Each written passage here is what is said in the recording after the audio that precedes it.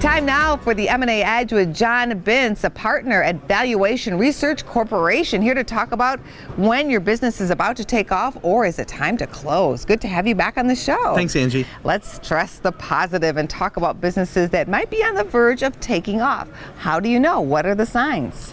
Well, certainly a pipeline of potential sales or sales activity is a really good sign. So any business that you're starting, first it comes up with an idea or you want to get into a business that already has maybe an existing industry, but you're out there sales. Sales drives everything. You don't have a business unless you have sales.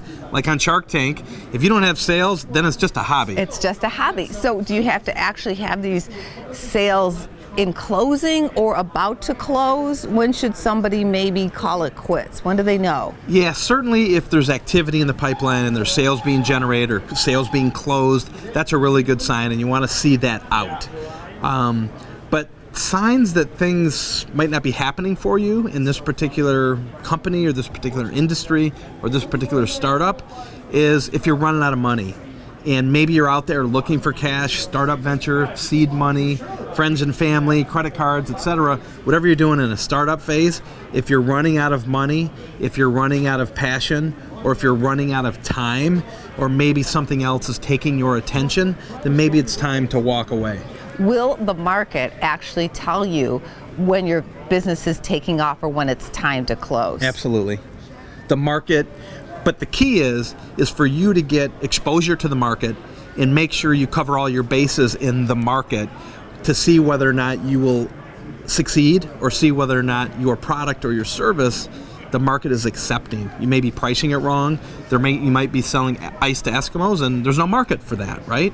So you have to at least get it out there. And if you're raising money, either you haven't talked to enough people to get that money, or you might need an intermediary to get that money for you, or maybe you're not calling on enough people or knocking on enough doors.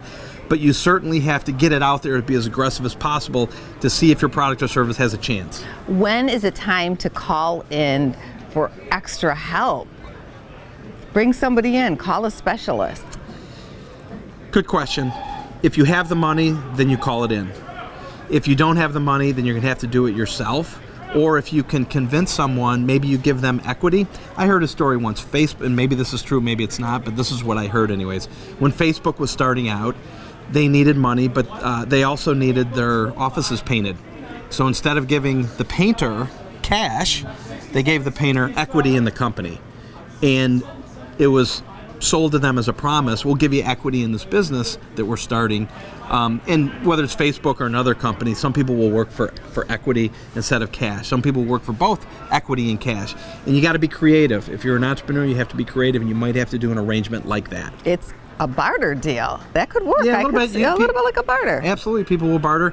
If they're passionate enough in what they believe in, and that it's a business and it's a company, then they'll do just about anything they possibly can within the legal limits to make it happen. Should you bring in a mentor or find somebody who has bigger expertise than your own? If at all possible, absolutely yes. Board of advisors is a really strong possibility, but you have to at least show them that you have something, because everyone's time is valuable, and you're not going to have a very prominent person or a person that has expertise going to spend time with you and energy if he or she doesn't think that you've got something or you're not serious, etc. So those things are important, and certainly mentorship or advisors are really important. Thank you, John. This felt like a mini Shark Tank. Thanks for coming on the show. You're welcome, Angie. That's terrific. Thanks for having me.